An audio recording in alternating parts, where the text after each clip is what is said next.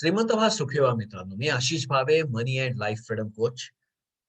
12 मंत्र असं म्हणूया आपण त्याला, किंवा काय मी म्हटलं होतं पहिल्या व्हिडिओमध्ये, 12 रूल्स, 12 रूल्स 12 रूल्स मी तुमच्याबरोबर आज शेअर करत आहे. फायनान्शियल मॅनेजमेंट मधले, मनी मॅनेजमेंट मधनं, की ज्याच्यामधनं तुम्ही तुमचं आयुष्य खूप चांगल्या पद्धतीने मॅनेज करू शकणार आहात.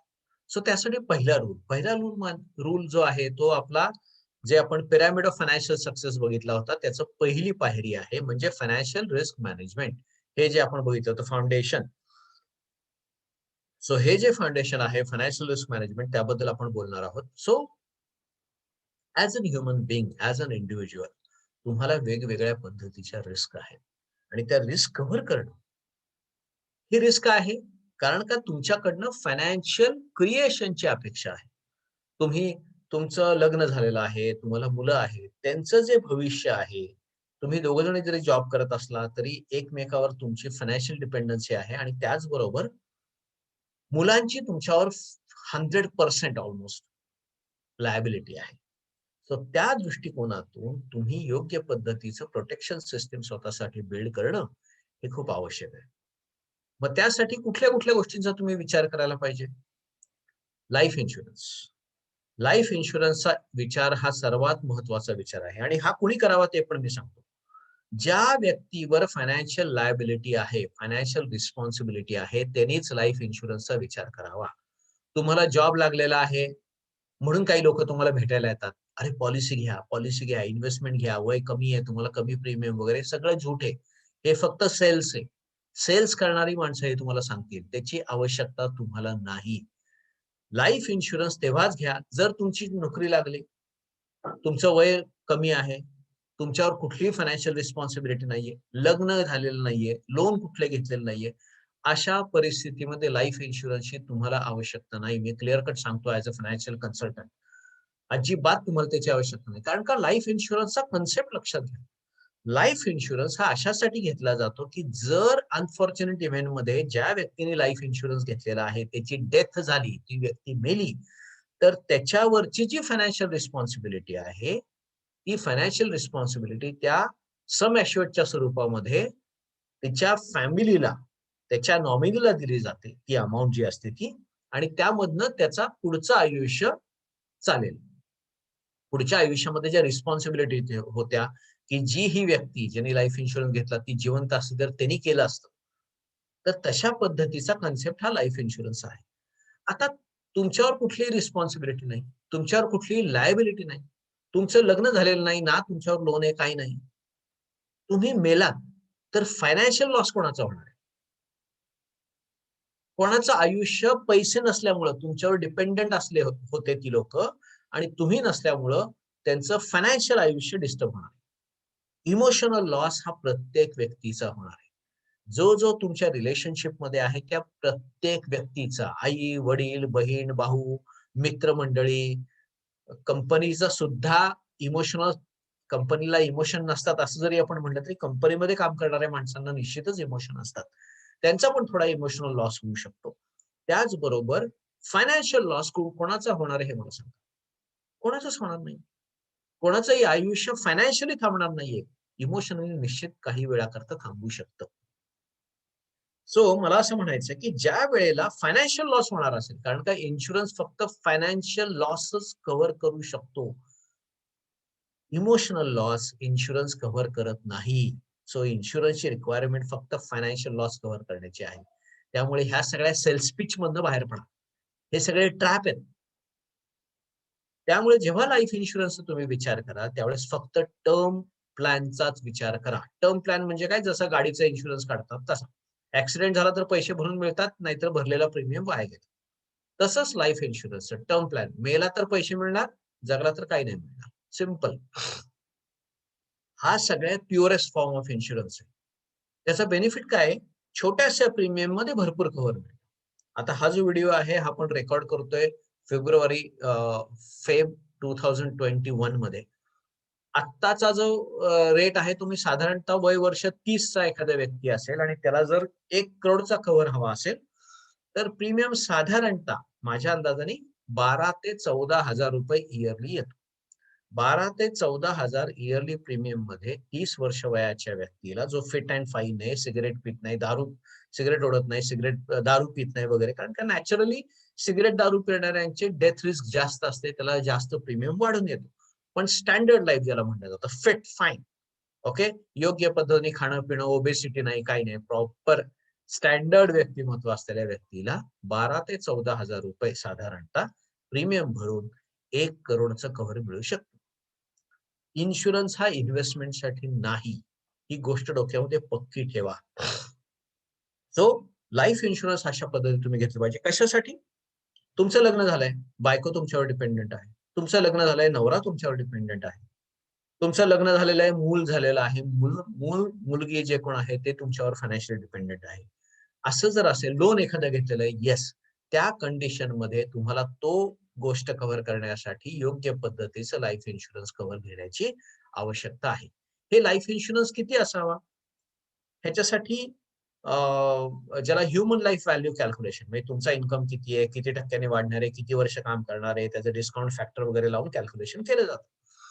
सो ते कॅल्क्युलेशन तुम्ही एखाद्या जेव्हा फायनान्शियल प्लॅनरला भेटाल, इंडिव्हिज्युअल केस सांगाल, त्यावेळेस तो फायनान्शियल प्लॅनर तुम्हाला सांगू शकतो, किंवा तुम्ही स्वतः जाऊन अभ्यास करून सुद्धा तुम्ही हे कॅल्क्युलेट करू शकता. पण एक थंब रूल मी तुम्हाला सांगतो, की जो थंब रूल तुम्ही वापरलात तर ह्युमन लाईफ व्हॅल्यू ही साधारणतः ह्याच्या आसपास येते.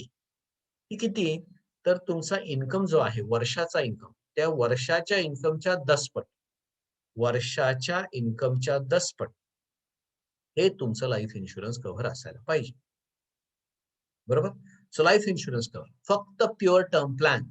इन्शुरन्स हे इन्व्हेस्टमेंटसाठी नाही, हे डोक्यामध्ये पक्क ठेवा. आणि जर एखादा इन्शुरन्स इन्व्हेस्टमेंटसाठी तुम्हाला सांगायला आला, तर ह्या पुढच्या व्हिडिओज मध्ये तुम्हाला लक्षात येईल कुठले प्रश्न विचारायचे, कसे विचारायचे, आणि हे जर प्रश्न सगळे कंप्लीट झाले तरच तुम्ही इन्व्हेस्टमेंटचा विचार करू शकता. अदरवाईज डायरेक्ट फुली नो इन्व्हेस्टमेंट इन इन्शुरन्स, हे नेहमी लक्षात ठेवा. दुसरं जे कव्हरची आवश्यकता आहे, जे फायनान्शियल रिस्क मॅनेजमेंट मध्ये आहे, ते आहे मेडिकल इन्शुरन्स. कुठकुठली रिस्क आहे? डेथ, मेडिकल फिट म्हणजे हॉस्पिटलायझेशन, बरोबर आहे, आजार.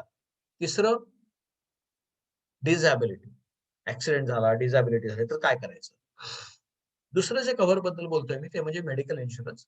सो मेडिकल इन्शुरन्स तुमचा स्वतःचा असला पाहिजे. तो किती असला पाहिजे? 50% इयरली इन्कमच्या, जो काही तुमचा इयरली इन्कम आहे त्याच्या 50% cover, subject to minimum 3 lakh. Minimum cover किती असलं पाहिजे? 3 लाख. 3 लाख हे ठेवा. आणि कुठल्या तरी तुमच्या जवळच्या नातेवाईक वगैरे कोण असतात, जसे इन्शुरन्सचे एजंट असतात, नातेवाईक असतात, ते येऊन गळ घालतात, पॉलिसी घ्या, पॉलिसी घ्या. अजिबात तशी पॉलिसी घ्यायची आवश्यकता नाही. जोपर्यंत तुम्हाला वाटत नाही, जोपर्यंत तुमची फायनान्शियल लायबिलिटी नाही, तोपर्यंत इन्शुरन्स घ्यायचा नाही. तसं मेडिकल इन्शुरन्ससाठी मी उलट सांगेन, मेडिकल इन्शुरन्ससाठी असा कोणी व्यक्ती असेल जो तुमच्या ओळखीचा आहे त्याच्याकडे जा. कारण का तो तुम्हाला मेडिकल इन्शुरन्सच्या वेळेस क्लेम सेटलमेंट मध्ये मदत करेल. क्लेम सेटलमेंटची आवश्यकता असते त्यावेळेला. सो क्लेम सेटलमेंटच्या मदत करा. आणि लाईफ इन्शुरन्स मध्ये तुम्ही डायरेक्ट काढलात तर त्यामध्ये थोडासा प्रीमियम वाचू शकतो. अजून ती फॅसिलिटी मेडिकल इन्शुरन्स मध्ये नाहीये.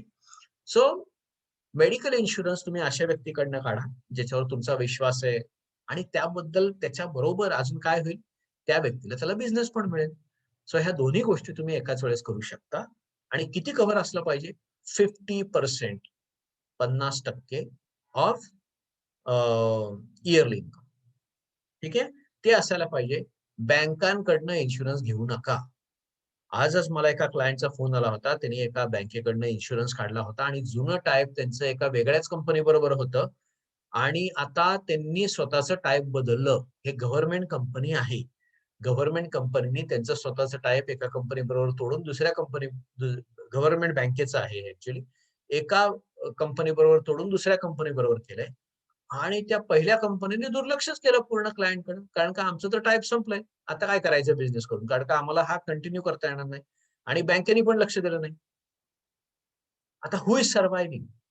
क्लायंट सफर करणार आहे. कारण का क्लायंट गेली 3 वर्ष ती पॉलिसी कंटिन्यू करतोय. आणि आता ऑलरेडी तो प्रीमियमची डेट आहे ती उलटून गेलेली आहे. Nobody CARES about that. त्यामुळं अजिबात बँकांकडनं, पोर्टलवरनं किंवा कुठल्याही अशा, ज्याला फेसलेस, ज्याला आपण म्हणतो फेसलेस इन्स्टिट्यूट कडनं अजिबात पॉलिसी घेऊ नका. जिथं कोणीतरी रिस्पॉन्सिबल व्यक्ती असेल, जो कोणी ओळखीचा व्यक्ती असेल, ज्याच्यावर तुमचा विश्वास आहे, तो तुमच्या माहितीचा आहे. ₹2 त्याला मिळाले तरी चालतील. पण तुमचं लाँग टर्मला बेनिफिट राहायला पाहिजे ह्या दृष्टिकोनातून अशा व्यक्तीकडनं, अशा एजंटकडनं, अशा कन्सल्टंटकडनं ह्या पॉलिसी घ्या. सो मेडिकल इन्शुरन्स किती असला पाहिजे? 50% इयरली इन्कमच्या. तिसरा जी महत्वाची गोष्ट आहे ती accidental death and disability insurance. आता लोक बरेच वेळेला विचारतात, की लाईफ इन्शुरन्सचं डेथ कव्हर घेतलं, मग परत ऍक्सिडेंटल डेथचं कशासाठी घ्यायचं? नाही, ऍक्सिडेंटल डेथसाठी घ्यायचंच नाही. हे डिझॅबिलिटीसाठी घ्यायचं. कारण का अनफॉर्च्युनेट इव्हेंट मध्ये जर ऍक्सिडेंट झाला, तर डेथच होईल असं काही नसतं. त्याच्यामध्ये खूप पॉसिबिलिटीज असतात. एक तर ऍक्सिडेंट झाला, कोणालाच काही नाही झालं नाही. Okay, fantastic, bye bye. अरे लक्ष द्यायला पाहिजे होतं वगैरे असं म्हणून प्रत्येक जण आपापल्या मार्गाने निघून जाईल. दुसरी डेथ होऊ शकते. डेथ झाली तर लाईफ इन्शुरन्स पण पैसे देईल, की पॉलिसी पण पैसे देईल. डिसॅबिलिटी जर झाली, परमनंट टोटल डिसॅबिलिटी, तुम्ही काम करण्याला लायक राहिला नाही, तर लाईफ इन्शुरन्स पैसे देणार नाही. लाईफ इन्शुरन्स प्रीमियम मागत राहील. कारण का तुम्ही अजून जिवंत आहात, परंतु तुमची काम करण्याची कपॅसिटी संपली. म्हणजे ह्याला ह्याला जे आम्ही म्हणतो ना, इट इज मोर डेंजरस, म्हणजे डेथ पेक्षा हे डेंजरस आहे. ह्याला आपण म्हणतो लिव्हिंग डेथ. जिवंत आहात, पण काही कामाचे नाही. जे आजपर्यंत फॅमिलीसाठी पैसे क्रिएट करत होतं, त्याला आता फॅमिलीला पोसावं लागतं. सो ह्याला म्हणतो आपण लिव्हिंग डेथ. त्यासाठी प्रॉपर प्रोटेक्शन तुमच्याकडे असण्याची आवश्यकता आहे. घरचे सगळे काळजी वगैरे घेतील, घरच्यांचं प्रेम असेल तुमच्यावर, सगळं मला मान्य आहे. पण फायनान्स तर पाहिजे. पैशाची जर अडचण निर्माण झाली तर घरचे तरी काय करणार? सो त्या दृष्टिकोनातून तुमच्या स्वतःकडं ऍक्सिडेंटल डिसॅबिलिटीचं कव्हर असण्यासाठी जे सेपरेटली मिळत नाही, त्यामुळे आपण म्हणतो की ऍक्सिडेंटल डिसॅबिलिटीचं कव्हर, ऍक्सिडेंटल डेथ अँड डिसॅबिलिटीचं कव्हर तुमच्याकडे असण्याची आवश्यकता आहे. सो दुसरी पॉसिबिलिटी परमनंट डिसॅबिलिटी, तिसरी पॉसिबिलिटी पार्शियल डिसॅबिलिटी. म्हणजे अगदी बोटाच्या एका पेरापासून टोटल डिसॅबिलिटी पर्यंत. ह्याच्यासाठी ते स्पेसिफाईड केलेलं असतं. 5%, 10%, 15%, 20% सम ॲश्युअर्ड जे काही घेतलं असेल, त्याच्या पर्सेंटेज मध्ये ह्याचं काय असेल ते इन्शुरन्स दिला जातो. इन्शुरन्स पेड केला. चौथी पॉसिबिलिटी जी आहे, जी म्हणजे बऱ्याच वेळेला हा पण प्रश्न येतो, की लाईफ इन्शुरन्स बरोबर मला रायडर मिळतोय. ऍडिशनल मी पैसे थोडे भरले, की मला ऍक्सिडेंटल डेथ अँड डिसॅबिलिटीचा इन्शुरन्स त्याच्याबरोबरच मिळतोय. पण त्या पॉलिसी बरोबर एक गोष्ट जी मिळत नाही, जो लाईफ इन्शुरन्सचा कुठलाही एजंट तुम्हाला सांगणार नाही, कारण का त्याला बिझनेस करायचा, त्याला धंदा करायचा. तर त्याला हे काही घेणं देणं नाही, की तुम्हाला बेनिफिट किती पाहिजे, काय पाहिजे, कॉम्प्रिहेन्सिव्ह मिळतोय की नाही. परंतु accidental death and disability insurance ही जनरल इन्शुरन्स कंपनीकडनंच घ्या. आज 4 गव्हर्नमेंटच्या जनरल इन्शुरन्स कंपनीज आणि इतर भरपूर प्रायव्हेट प्लेयर आहेत. फाइंड आउट करा आणि त्यांच्याकडनं ही पॉलिसी घ्या. कारण का त्याच्यामध्ये चौथा बेनिफिट जो लाईफ इन्शुरन्स बरोबरच्या रायडरमध्ये येत नाही, तो म्हणजे टेम्पररी टोटल डिसॅबिलिटी. म्हणजे टेम्पररी लेव्हलला मेजर ऍक्सिडेंटमुळं जर तुम्हाला बेड रिटर्न राहावं लागलं, compulsory bed return as per the doctors rule, as per the doctors recommendation, तर तुम्हाला कंपनी जास्त दिवस पोचणार नाहीये. तुमचा इन्कम बंद होणार आहे. म्हणजे तुम्ही प्रोफेशनल असाल, बिझनेसमन असाल, काही असाल, त्याच्यामधनं तुम्हाला लॉस होणार आहे. कारण का तुम्ही स्वतः जाऊन तो व्यवसाय करू शकणार नाही. ज्या पद्धतीने तुम्ही स्वतः व्यवसाय करता, ज्या पद्धतीने तुमचं स्वतः प्रोफेशन आहे, त्या पद्धतीने हे काम होणार नाही. मग तो जो लॉस आहे, तो जो फायनान्शियल लॉस आहे, तो भरून काढण्याचं काम ही पॉलिसी करते. आणि त्याला नॉर्म्स असतात. म्हणजे अगदी आठवड्याला ₹5,000 ते ₹50,000, आठवड्याला ₹5,000 ते ₹50,000 डिपेंडिंग तुमची इन्कम जनरेटिंग कॅपॅसिटी. त्या पद्धतीने तुम्हाला हे इन्शुरन्समध्ये TTD, temporary total disability benefit दिला जातो. त्यासाठी जो लाईफ इन्शुरन्सच्या रायडर बरोबर मिळत नाही. त्यामुळे ह्या प्रत्येक पॉलिसीज ह्या सेपरेट असण्याची आवश्यकता आहे. त्याबरोबर चौथी ह्याचं कव्हर किती असलं पाहिजे ऍक्सिडेंटल डेथ अँड डिसॅबिलिटीचं? अगेन लाईफ इन्शुरन्स एवढंच, 10 times of yearly income. 10 times of yearly income एवढं तुमचं कव्हर ह्यामध्ये पण असलं पाहिजे. त्यानंतर प्रॉपर्टी इन्शुरन्स असलं पाहिजे. तुमचं घर आहे, तुमचं क्लिनिक आहे, ते बिझनेस इन्शुरन्स नॅचरली. त्यासाठी कव्हर ठेवा तुमच्याकडे. परवाच एक WhatsAppवर मेसेज आला होता आमच्या ग्रुपमध्ये, की असा-असा एक व्यक्ती आहे, त्याच्या घराला आग लागली, 15 लाखाचं नुकसान झालं.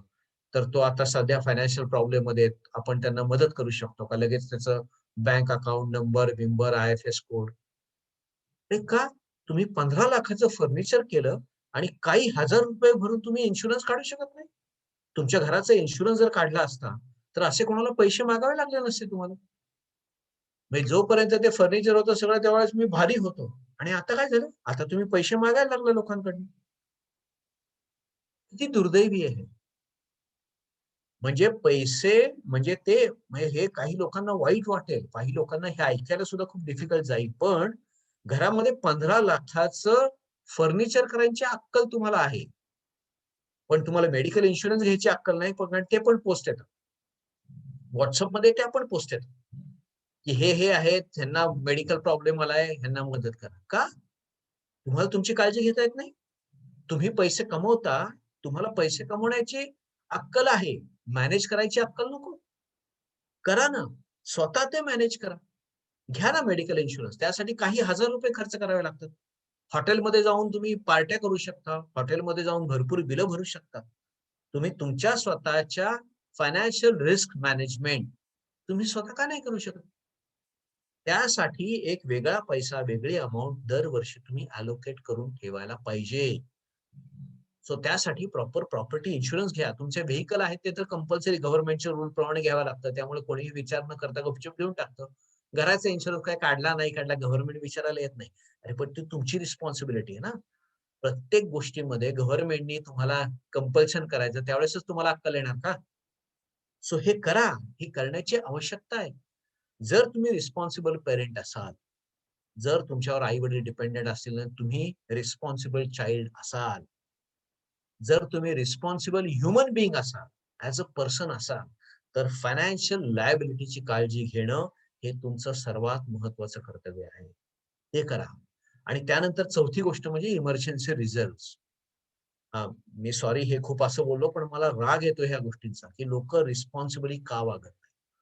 आणि स्वतःच्या बाबतीत, मी बाहेरच्या बाबतीत समाजामध्ये अ, घाण टाकतात किंवा नाही त्या ठिकाणी कचरा टाकलेला असतो त्याच्याबद्दल बोलतच नाही. मी तुमच्या स्वतःच्या बद्दल, स्वतःच्या फॅमिलीबद्दल बोलतोय. लक्षात घ्या ही तळमळ. Emergency reasons.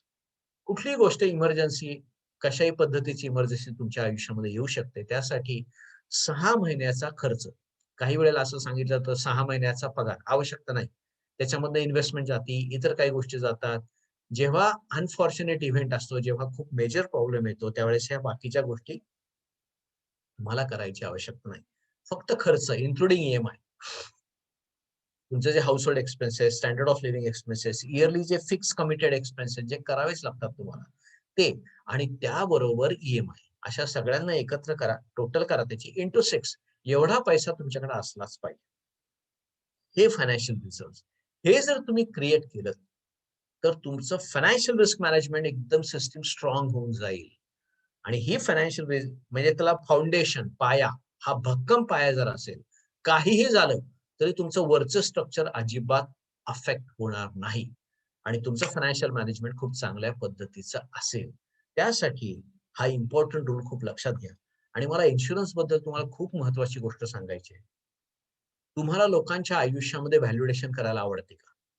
जे लोकं प्रॉब्लेममध्ये आलेले आहेत, अशा लोकांना तुम्हाला मदत करायला आवडते. तुमच्या मनामध्ये तो एक भाव आहे का? की ज्याला आपण म्हणतो सामाजिक बांधिलकी आणि लोकांच्या भल्यासाठी काम करायला तुम्हाला आवडतं. असं जर असेल तर इन्शुरन्स ही संस्था अशाच पद्धतीने काम करते. इन्शुरन्सचा जो बेसिक रूल आहे तो आहे शेअरिंग ऑफ रिस्क. एक व्यक्तीला 1 करोडचं कव्हर 12 ते 14 लाखात कसं काय मिळतं? कारण इन्शुरन्स कंपनी अशा लाखो लोकांना तो कव्हर देते, 1-1 करोडचं कव्हर आणि कंपनीला माहिती असतं, की मला क्लेम किती पे करायचा आहे. मला 12 लोकांना क्लेम पे करायचा आहे. म्हणजे 30 वर्ष वयाच्या फिट असलेल्या जर 1,00,000 लोकांनी इन्शुरन्स घेतला, तर त्या 1,00,000 लोकांपैकी मला 12 लोकांना तो प्रीमियम 12 लोकांना त्यांना 1-1 करोड म्हणजे 12 लोकांच्या फॅमिलीमध्ये अनफॉर्च्युनेट इव्हेंट, अनफॉर्च्युनेट घटना त्यांच्याकडे घडली. त्यामुळं कंपनीला ते 1-1 करोड रुपये त्यांना द्यावे लागतील. मग कंपनी काय करते? सिंपल हिशोब 12 करोड डिव्हायडेड बाय 1,00,000 लोकं आणि तो असतो तुमचा प्रीमियम. म्हणजे तुम्ही हे जे पैसे भरता, हे पैसे अशा एका फॅमिलीला जातात, अशा लोकांकडे जातात. सर्वात महत्त्वाची गोष्ट म्हणजे अशा एका रिस्पॉन्सिबल व्यक्तीच्या फॅमिलीला मिळतात, ज्यांनी स्वतःच्या वर असलेली रिस्पॉन्सिबिलिटी ओळखली आणि त्याचा मिटिगेशन प्लॅन केला. Very responsible person. जसे तुम्ही रिस्पॉन्सिबल आहात, तसाच एक तुमचा मित्र, तशीच एक तुमची मैत्रीण जी रिस्पॉन्सिबल आहे, रिस्पॉन्सिबल होता, त्यांनी ती रिस्पॉन्सिबिलिटी घेतली, त्यांनी इन्शुरन्स काढला आणि आता त्यांच्या घरच्यांना तुम्ही हे जे कॉन्ट्रीब्युट केलेले पैसे तिथपर्यंत पोहोचतात. So it is a best contribution. सामाजिक बांधिलकी तुमच्या मनामध्ये असेल तर इन्शुरन्स हे अतिशय क्लासिक एक्झाम्पल आहे त्याच्यामध्ये. आणि ह्याच्यामध्ये कुठेही भ्रष्टाचार नाही, काही नाही, काही नाही. जेवढा पैसा तेवढा, जेवढा सम तेवढे पैसे घरच्यांना मिळतात. सो त्याच्यामधनं ती फॅमिली कदाचित जी रस्त्यावर येऊ शकते, ती येणार नाही आणि तुमच्या ह्या पैशाची मदत त्या लोकांपर्यंत पोहोचेल. सो ही मदत करण्याच्या उद्देशाने इन्शुरन्स घ्या आणि इन्शुरन्स पॉलिसीचे जे प्रीमियम तुम्ही भराल, हे माझे पैसे हरवले, माझे पैसे वाया गेले, असं समजून भरा. त्याचा कुठलाही बेनिफिट तुम्हाला नकोय. ही क्लॅरिटी डोक्यामध्ये नेहमी असू दे. आणि ह्यानंतर आपण पुढचा रोल पुढच्या व्हिडिओमध्ये बघणार आहोत. काही जर तुमचे ह्या व्हिडिओच्या संदर्भात प्रश्न असतील, इन्शुरन्सच्या संदर्भात प्रश्न असतील, तर तुम्ही ह्या व्हिडिओच्या कमेंट बॉक्समध्ये आमच्याबरोबर शेअर करा. पुढच्या येणाऱ्या जे वेगवेगळे सेशन्स असेल, त्यामध्ये आम्ही ते कव्हर करू. व्हिडिओ पाहिल्याबद्दल धन्यवाद आणि हे जे सेशन्स आहेत, हे बाकीच्यांबरोबर शेअर करा, की जेणेकरून त्यांचं पण फायनान्शियल रिस्क मॅनेजमेंट चांगलं असेल आणि ते पण हे 12 रूल्स स्वतः शिकू शकतील, की जेणेकरून त्यांचं फायनान्शियल मॅनेजमेंट अतिशय सुंदर असेल. धन्यवाद. आशिष भावे, मनी अँड लाईफ फ्रीडम कोच. आयुष्याचा एक मंत्र नेहमी लक्षात ठेवा, तो म्हणजे श्रीमंत व्हा, सुखी व्हा. धन्यवाद.